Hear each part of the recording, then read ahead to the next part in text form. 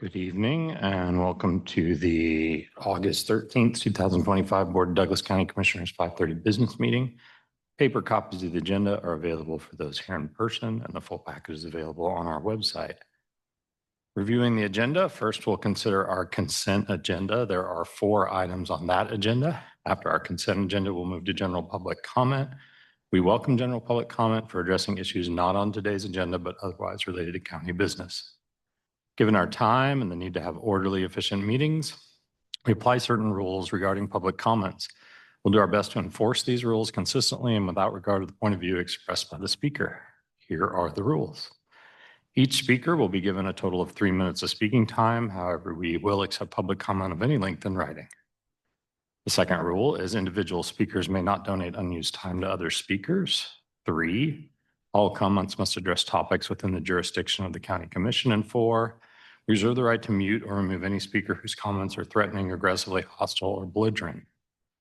Campaigning for public office during the public comment period is not allowed. Please give your full name and address for our meeting minutes and address your comments to the Commission. Please know that comments received by the Commission during our meetings do not necessarily represent the views of Douglas County government, but we value your input.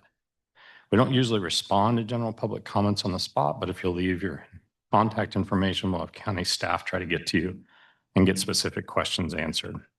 After that, we'll move to our regular agenda. There's just one item on our regular agenda, and that is for the Douglas County Public Safety Building Phase 2.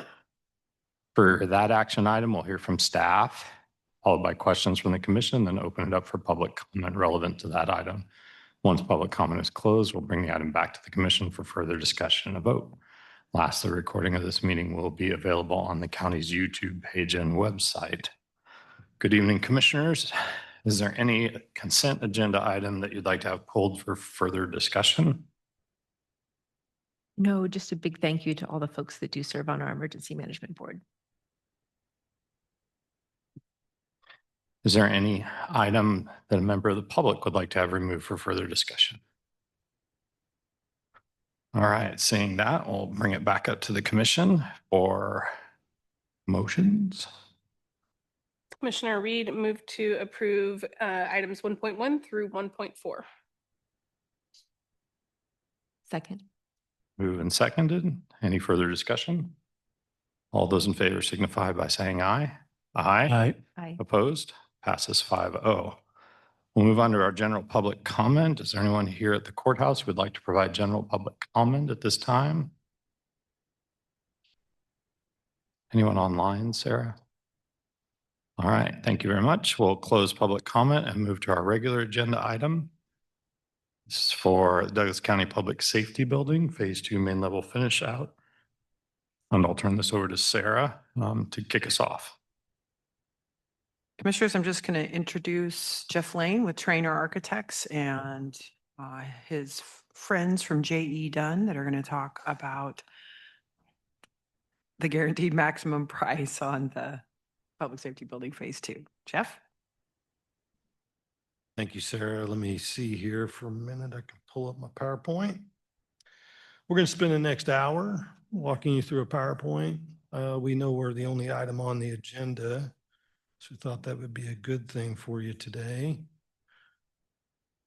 Hold on here a second. Take all your time you need, Jeff. I'm actually I'm joking with you, so. There we go. There we go. Am I doing the right thing? Yep. I got it covered. Thank you, sir. Well, welcome back. I really am not going to spend a whole lot of time. I think the real information is the person behind me, but I did want to run back through really quickly the project itself and kind of what we're doing here today from the standpoint of the tenant finish for the sheriff's area. So as you can remember, we did have some alternates for shell space, and the main base bid was for the 911 dispatch and the emergency operations space. So again, the graphic here shows you that center portion. Between the blue lines is the original phase portion of the lower level, and then the rest was part of an alternate component. You as a commission then chose to look at it from this perspective. So here's the lower level of the dispatch and emergency management space as part of that base number, as well as the upper portion of the main level, the 12,000 square feet that was shelled out. Even though we had some circulation, we did have some mechanical space, but the bulk of this was a shelled out space. And then the overall alternates, you can see there that were selected as part of the process to finish out the exterior of the building as part of the base number. But again, the remaining inside area was shelled. So there was there was some light mechanical and what have you, but the bulk of this work was not included in that original number. And then a quick exterior image, again, just to show kind of what that looks like at the end of the day. And then the second image here is where the staff comes in, staff parking spaces there at the east side of the building. This was the original concept for the finish out of that upper level. So although the vehicle storage area and some of the evidence space there that you see on the left-hand side was the part of that was part of the base number, but the remaining, as you can see, was not part of that original base number. So then on here over the last 3 to 4 months, our team's been working very diligently, both with the sheriff and staff, as well as Jay, and then J.E. Dunn as well, putting numbers together to finish out this portion of the project. This is the finish out. So here's the floor plan that shows all the office spaces, entry space, and what have you as it relates to that area. There is, and I remember last go around when I talked about 2 or 3 weeks ago, there was a question about growth. We do have that built in to this space, so it's not just a move in ready and there's not enough space for growth for the sheriff. So that is in there as well. So then some interior images just to kind of show you again some further development of the project. So locker space, some public corridor space and staff space along that area. Again, some public space there in the lower left, the public lobby space, the corridor space with the skylight, and then the staff area, both for sheriff staff, dispatch, and emergency management there on the upper left. And then just a nice workout space and amenity space for staff.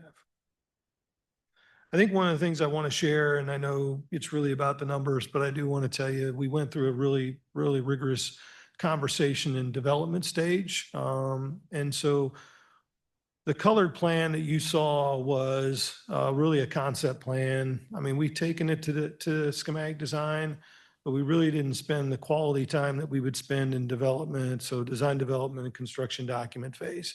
So the last 3 months to 4 months, we spent time with each of the users, the sheriff staff, and like I said, Jay and Jay Dunn, really working on what that development looks like. So how many offices do we need? What's that office function look like? Where's the audio visual that's needed for the sheriff and his staff? Where's access control as it relates to now public and other entities that are going to be in the space? So all of those, we really spent a lot of time on collectively to make sure that we got it right.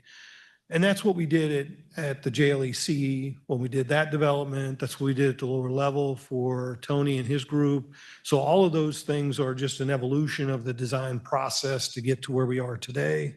I will tell you the vehicle garage was a vehicle storage space was an area where we spent a lot of time. So we found priority pieces. We looked at that and re-looked at that again through the development phase to get that right, not just for today, but for the future. So that was one area. And then the generator and staff parking were 2 other big areas where we spent a lot of time to make sure we got it right. If we're going to do it and bring it to you, we need to do it and bring it to you in the right fashion. I will tell you, since the last time we've been here, because I'm going to go to my next step slide, and then I'll let Mike talk for a little bit and share costs and what have you. I will tell you here over the last 3 weeks, I think one of the comments that we had at the original conversation was, so value engineering, what are we doing? How do we bring those costs in alignment? I'll let Mike talk a little bit about cost and that, but I will tell you, we have spent time as a team. So this isn't just us. This was Jay, this was the sheriff's staff, this was Sarah, this was Jay Dunn. And we've done the best we can, in my opinion, to get the cost to alignment with what the need is. We haven't built anything here or designed anything in our opinions that are excessive in need or anything along those lines. I don't believe the sheriff has asked for any of those types of things. But here over the last 2 or 3 weeks, we've really been able to kind of work together to get there. It may not be the number that we wanted to be at the end of the day, but I want you to know that we did spend the time to hone that number, bring that number down, vet that number. And I know Jay Dunn did a lot of work on that, but our team did as well. So Mike, with that, I'll let you talk through cost. Thanks, Jeff. Mike Comer, Jay Dunn. Where is the GMP on here? I'm assuming, Sarah? No, I didn't put it with the PowerPoint. Sorry, Jay didn't tell me. Okay. So while Sarah pulls that up, I wanted to, I'm working on it. thank you. Helping you technical. I wanted to touch base really quick on a question that Sarah asked 2 weeks ago. And it was about the economy and what is driving costs. So I feel like I didn't do a really good job answering that question. I've gone back to our economists that we have in-house at Jay Dunn. I got some information just to kind of help you all understand what's driving construction costs today. And, I said tariffs, but it's got to be backed up with some data. So there's the last round of tariffs went into effect on August 7th. And with those tariffs, the U.S. Effective tariff rate is 18.6. And back in January, it was 2.4. So that was when we originally budgeted this project. So that's what's happened just over the last 8 months.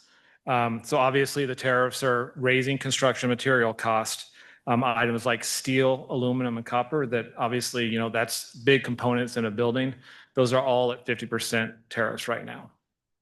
So I just wanted to give a little more details with numbers of what's driving it from the tariff side. That's just one small example. And escalation and inflation is also what we use when we look and try to project construction cost in the future. And typically we've been between 4 and 6% per year is what we've been seeing pretty consistently. And Q2 of this year of 2025 has been the same. We were about 1.35%. But when you look at the entire year of 2025, they're projecting that 5% increase in escalation just due to the market, the economy, but an additional 5% just due to the tariffs. So when you look at the end of the year, they're projecting that there could be a 10% escalation or inflation on construction costs by the end of the year. So I just kind of bring that up because there's really no better time than today to do construction. It's usually never gets cheaper. So just wanted to throw that out there. And then also, before we get into the numbers on the schedule impact of phase 2, the way we have it set up right now, if we get approval today or in the very near future, this project's going to roll right into the phase 1 with what we're doing now. It'll add 2 months, but it puts us at a completion in June. So we're only adding 2 months, where if you did this, on its own, it could be up to maybe a 4 to 6 month project. So it works well. And it also helps the JLEC project because when we're finished in June, they're able to move the sheriff's staff over into that hospital, which really alleviates some of the pain during the renovation of the JLEC, which starts in July. And overall, the whole project is still on set for completion in 2027. Yeah, go into the numbers then. Oh boy, I can hardly see that. If you could.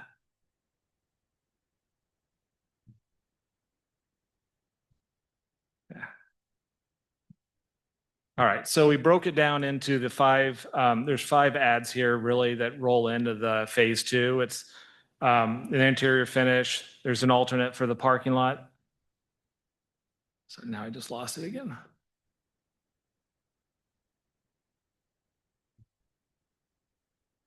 There's a south parking lot, north parking lot.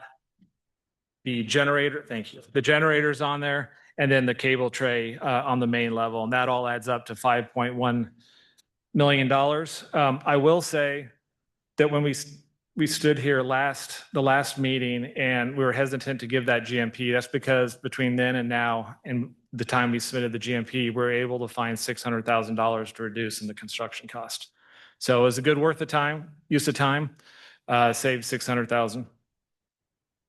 And the other items, I don't know, Sarah, you might want to talk about your FF&E and your other professional services, but I can go into more, I answered some questions as far as the construction side of the budget that gets to the 5.1.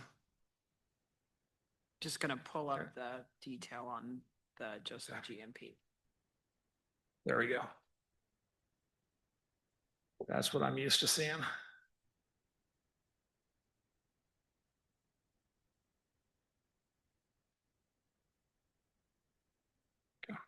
So the first 4 line items are really what's going into the phase 2. They're just broken out for cost considerations. Basically, there's different ASIs that showed the changes. And then, so that takes you down to the generator change, which you're getting a larger generator, which basically powers the entire building compared to the smaller one from before. And then the parking lot changes were adds because of the additional staff. And those prices were bid when we originally bid out the project earlier this year. And the rest of the backup is basically taking each one of those numbers and diving down into the subcontractor cost. So can I ask you again, you said those last 2 items, the generator change and the parking lot changes, that those were bid previously? The parking lot change pricing was, yes. It was an alternate in the original pricing. Yep. Okay, and so we were honoring that original price Yes, ma'am. point? Okay. Yep. Thanks. Yeah, and commissioners, you'll remember when we approved the project initially, we did not include the larger parking lot. So, but with the expansion of the project, we're going to need it.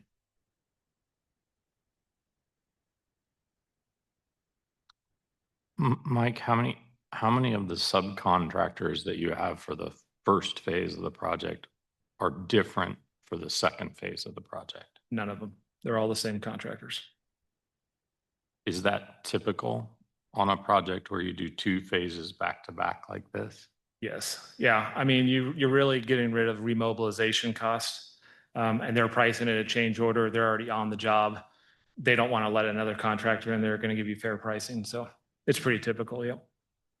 Is it typical that the estimated cost that when we were looking at doing it in phases would jump this much, and that all those contractors, I mean, you could make an argument that these contractors want to stay there and that they can bid it a little bit higher because they're on site already. Is that typical? Well, I guess I'm trying to make sure I'm answering your question. Mhm. Yes, it is typical. I mean, I could see how you would think that. I mean, really, they're looking at this as a change order. Okay. And the other trade part, if someone else came in, like the big thing was we almost went out and rebid out the electrical because that was our number that we were trying to work to. We couldn't get an alignment with the trade partner. And after 2 weeks of working with them, we did. But that was one consideration of, well, we can put that back out on the street. But then it creates so many conflicts with 2 electricians going back to the switchgear and who owns, if something goes wrong or someone, it creates a lot of scheduling and coordination nightmares, actually. Okay. And the electrical contract is one we've talked about, and it is wrapped up into that 4 million in that first line, correct? Yes, ma'am. Along with everybody else. So Yep. As those conversations unfolded, you feel like we've gotten the best deal that we can? We with do. that? Yep. We've been working with our in-house mechanical and electrical estimators and designers that we have in-house, and they're in alignment on the scope and the pricing. It took a little bit to get there, but it was worth it, obviously. Mike, I was a little surprised to hear you say that no time is as good as now to build. It feels like you have some prediction that most economists do not have right now when it comes to the markets and to what's happening with tariffs that have been all up and down. Are you still standing by that there's no better time than, I mean, we've seen tariffs come up one day and go down the next. So You're still standing by that? In a general sense, yes. I mean, I don't think construction costs will take a major hit and go lower. Okay. We've seen it a few times, 2008. I'm not an economist, but I know enough to give you the high level, and it's happened a few times. But I typically wouldn't advise to my clients that if you wait 2 years, it might be cheaper to build a building. So within this guaranteed maximum price, what if, I mean, if we do have a change in a tariff situation where the tariffs become cheaper, will we get to realize that savings in our project also? The easy answer would probably be no. I mean, we're locking in contracts with the contractors now. They're buying the material today. So I think their costs are fairly locked into. Thanks. But we could apply that to our contingency, is that right? I mean, we do have contingency locked in, and we may not, if the price goes lower, we wouldn't need to use our contingency, which would come back to us. Correct. Yeah, all savings go back to the county. Yep. Any other questions, commissioners? Okay, thank you, Mike. Thank you, Jeff. We'll open it up for public comment. Is there anyone who would like to provide public comment on this item? Okay, anyone online? Okay, bring it back up to commissioners for comments, additional questions. I did have some questions. I don't know if these are for Stacy, for Jay, or for Jeff, but it's about what's getting parked, or what's the parking space being used for in the storage building, or the end of the building. Who wants it?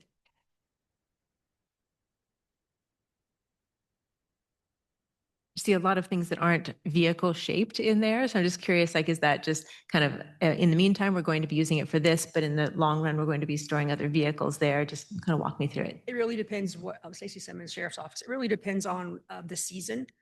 We have our command bus will not be parked in there. Our command bus will not be parked in there. It's big. It takes up a huge area of that.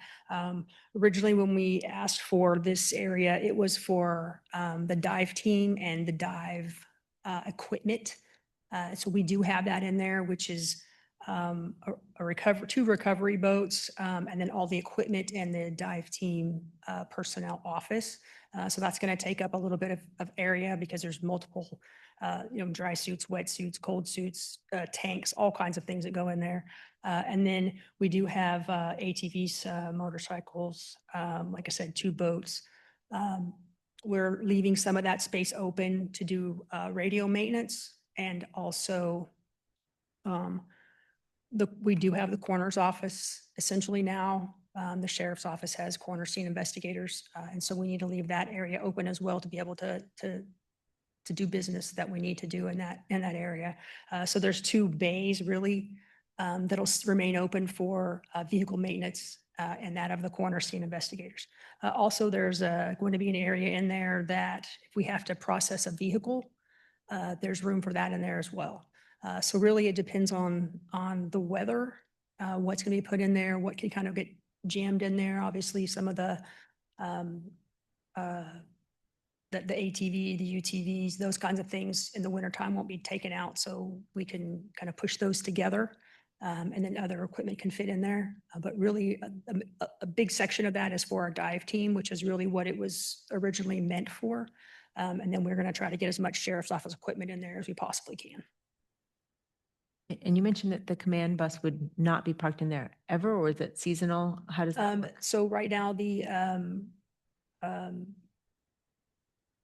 public works, sorry, we call it the county shop, Public Works is still going to allow us to park that there. So it is still covered. And at some point, if we ever get additional space for that, we'll move it over. But right now that will stay there because it takes up such a huge amount of that space. Okay, thanks. That helps. Appreciate it. Sure. Stacy, before you go, those tasks that you were saying need to take place inside that garage, where are they taking? So if you're processing a vehicle now, where do you do it now?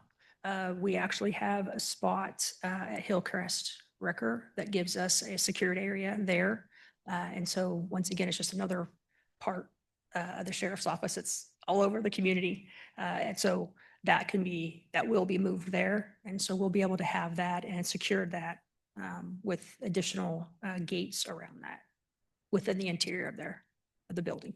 So right now, the space you have at Hillcrest is not secured in the It's thing. secure, but it's Okay.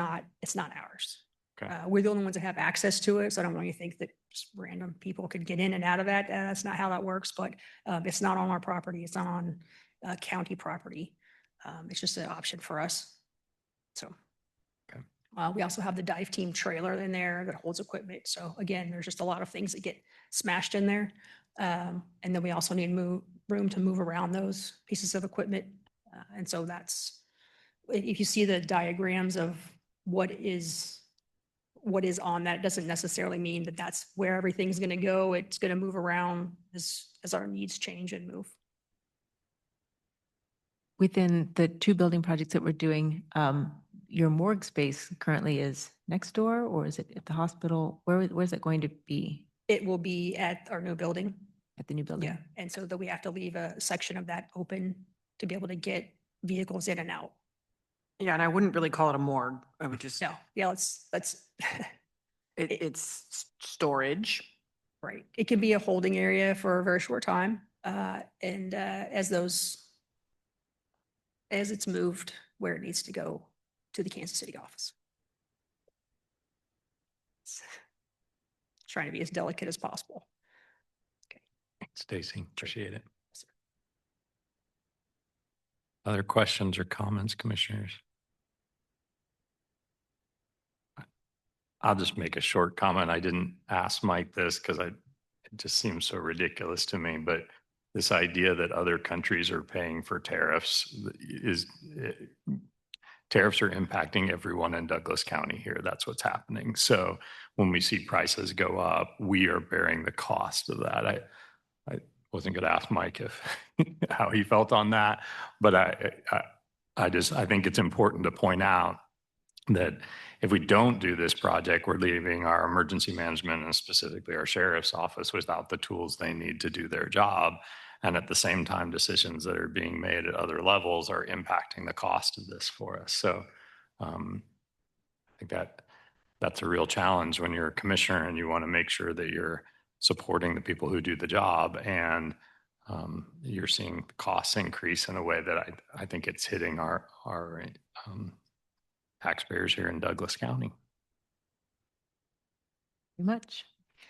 So I have a question about how this fits into our CIP, which we had a CIP review, and we had talked about, especially the building at 1242 Mass is likely one that we're going to put on the market and not invest in. And so some of those funds are available to move into this project. But can you just kind of talk through how this gets covered, Sarah? Well, commissioners and Brooks here, if you have questions, but I think the pretty simple answer is it's not always just one building for one project. We did have some cash on this project, and as we reallocated funds, we also had contingency funds, and we were able to provide the funds needed to support the project.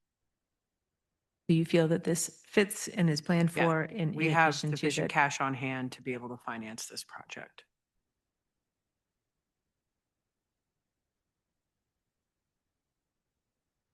Okay. Any other questions or comments, commissioners? Are we ready for motions? I'm happy to make a motion unless someone else would like to do the honors. Don't have any questions, but happy to do the honors. And I'll just comment that, yes, this is a very tangible, real-time impact of tariffs and decisions being made at the federal level that trickle down in a variety of ways. And it is important to acknowledge. And while none of us can predict all of the future, I do tend to agree that I don't expect it to get cheaper from here, at least not anytime in the relative future. So yeah, it is what it is. We are where we are, but I'm glad that we have saved efficiently over time and made wise decisions that precede this one. So I move to, let me make sure I read the right section. Move to approve contract amendment number 2 in the associated guaranteed maximum price proposal with J.E. Dunn in an amount of $5,144,722 with a county project budget of $6,643,382.21 for the PSB Phase 2 added scope of work, and authorize the BOCC chair to fully execute the attached amendment 2. I second. Thank you. We have a motion and a second. Any further discussion? All those in favor signify by saying aye. Aye. Opposed? Passes 5-0. Thank you, Mike. Thank you, Jeff. Thank you, Under Sheriff. Thank you, Jay. All the people who worked on this. Brooke. Anybody else? And Jimmy, make sure we thank everyone. Good. Thank you all. All right, that finishes our regular agenda items. We have appointments. Sarah, I noticed in your weekly update, you had a couple of notes for us. Do you want to just go over that so that we're heads up? You talked about our judicial nominating that's coming up. So with the expansion of the county commission from 3 to 5, we need to add 2 more non-lawyer appointees to the Judicial Nominating Commission.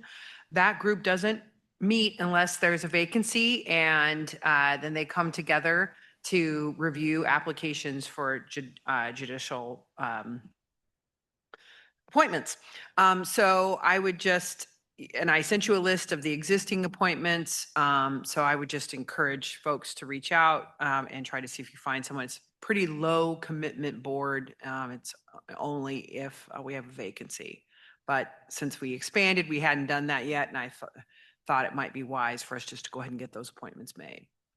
Also, just want to make sure commissioners, we contacted our appointee on the Northeast Kansas Library Services Board, and I'm going to have Commissioner Willie help me with this one because I believe you know the individual. Robbie Strom. Yeah, and they're interested in being reappointed. We also have an appointment in your notes for the Community Corrections Youth Service Advisory Board, and there was a recommendation in there from Pam for Vanessa Rogers. Yep. Commissioners, is there anyone who wants to hold off on that one for more time, or would we like to appoint Vanessa to that advisory board? Happy to move forward Okay. with the appointment. I'll make a motion to appoint Vanessa Rogers to the Community Corrections and Youth Service Advisory Board. Second. Moved and seconded. Any further comment? All those in favor say aye. Aye. Great. Well, I would certainly move to put Robbie Strom back on the Northeast Kansas Library Board. You want to make that motion? I make that motion. Okay. Second. Moved and seconded. Any further discussion? All those in favor say aye. Aye. Passes 5-0. We are looking into, there has been state statute passed that a member of Planning Commission must also serve on BZA. So, which was in the past, Charlie Thomas had done that, but he has served 2 full terms on BZA. So he can't be reappointed to BZA, but he's still on Planning Commission for another year. So our zoning and code staff are going to reach out to the other unincorporated area residents, and they have to live in the unincorporated area. They can't live in the city, although you can make appointments from folks who live in cities. So we'll get back to you with who that person, if we have someone step forward on that. I think that's all you really There have was for- also the Board of Building Zone So there's Appeal. zoning appeals and building code. And appeals. okay, the Board of Building Code Appeals. I've got a person I'm talking to about it, but I Yeah. know we have a little bit of time, so Great. just let folks know. I had one for the BZA, but I flunked out, so Oh. I'll keep trying. Thanks for trying. All right. Any other appointments? Okay, let's move on to Administrator Miscellaneous and Commissioner Miscellaneous. And we typically start with Sarah.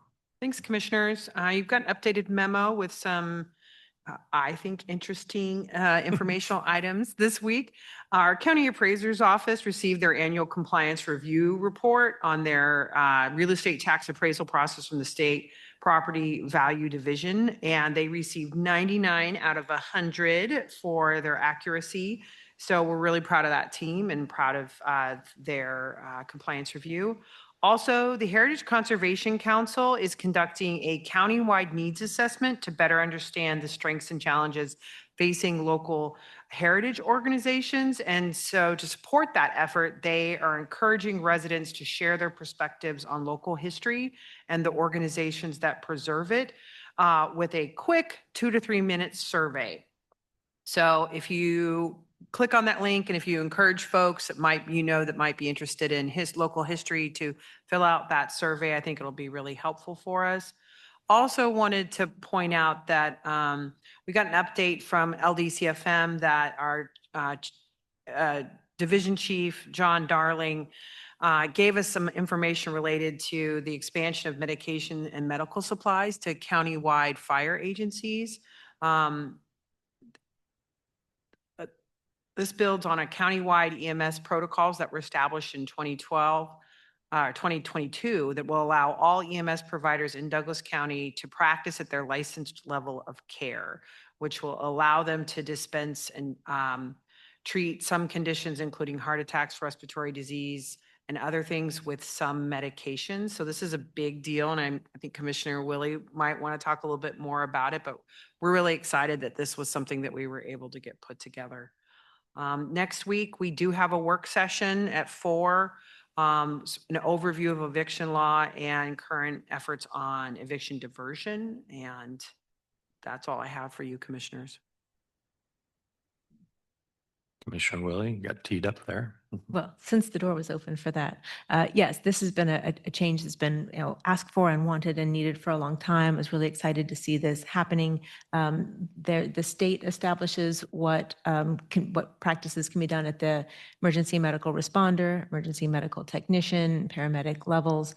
But Douglas County has always disallowed many of those practices that include what we're calling medication. Those include things like aspirin, Narcan, which can be given by individual citizens, could not be given by our EMTs, even though the state allowed them to do that. So these are some fairly common kinds of medications, but they are absolutely lifesavers and make a difference in that, 5 to 10 minutes when you're waiting on that advanced life support transport. So there's a great training protocols that are being rolled out, several stages of that, both classroom learning and hands-on learning. And then the chief of each department will determine, when their practitioners are able to carry those supplies. But it's a great move forward, especially for some of those areas that are hard to reach in a timely manner. It's going to make a difference for people.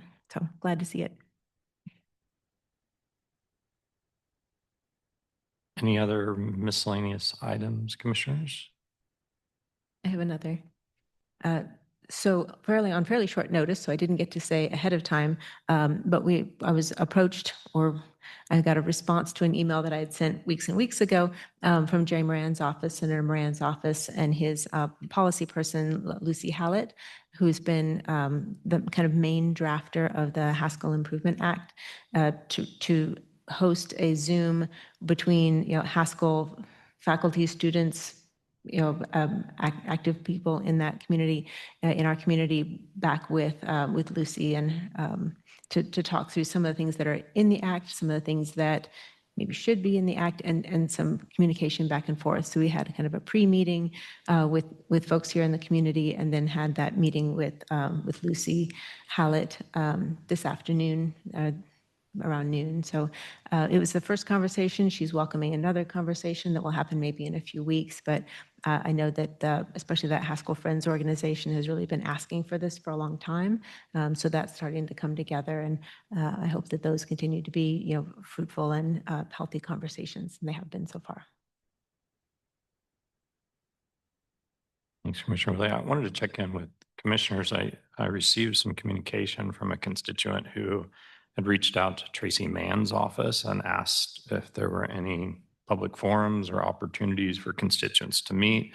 And the response back, according to this constituent, was that Representative Mann is meeting with local elected officials. I don't have anything from Tracy Mann's office, so I wanted to make sure to see if anyone else was meeting with Representative Mann. So I think all of us got that communication, maybe Mhm. from the same constituent. And I said, well, no, I haven't had any outreach from Congressman Mann's office, but I'm going to poke. So I started doing that, calling and emailing, and I've gotten some contact back from their scheduler. So that's a maybe, but that's at least a first contact. So I'm hoping that something will pull together. I don't know if they're looking to meet with only electeds or if they're meeting with electeds in a small group. I've got some names that I've had in mind, but happy for any advice if folks want to see how that moves forward. But I'd call it a maybe. Okay. I was going to follow up on the same email with Mann's office. For the record, I didn't have anything scheduled. Not yet. Maybe later. And I'm happy to hear that you have some conversations with Senator Moran's office. I went to his website because it does seem like he is touring the state during the August recess. I could not find a schedule of where he's touring and sort of got caught in a loop of go to the website. I go to the website, I can't find something, and back and forth. So I'm glad to hear that. I really want to impress upon those in Washington to meet with the people here in Douglas County, to hear what's on their minds. You don't have to agree with them, but please come and please listen to those who are that you represent. Okay. Anything else, commissioners? All right, we are adjourned.